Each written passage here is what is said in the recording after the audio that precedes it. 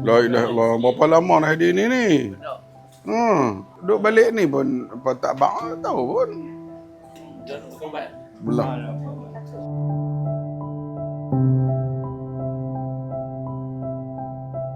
Kaki palsu tak ada lagi? Tak ada. Ada. Dia kerja mana? Heno potong Allah sayang.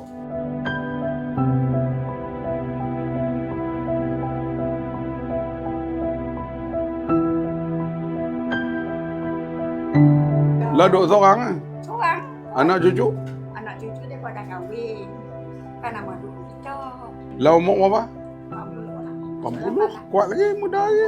Taruh abion macam-macam. Patah ni tangan ni tengok tu lewat betul lagi. Berjalan apa boleh elok lagi? Dalam boleh lagi. Masak apa semua boleh ya? Masak boleh lah. Anak ada 5 orang lah. Cucu. Oh cucu banyak. Abang buang dengan gelap. Oh. Cucu 30. Cincin dekat 30 dah. Belum dah. Cincin 30. Dekat 30 dah. 28. Cincin?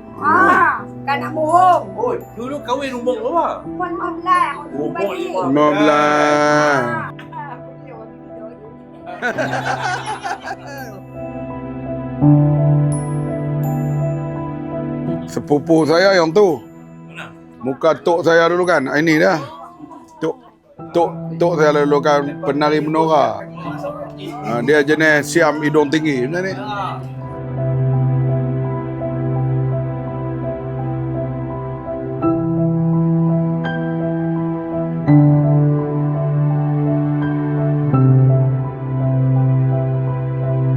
Orang ingat nak buat kerja kasar ni tak ada dah tinggi. Tengok padi je tu. Cucu ayah sebelah betul kemarin. Sebelah hari tu ni. Pokok-pokok habis ni. Oh. Dia apa sakit apa? Jantung. Tapi dapat lah untuk kan tu.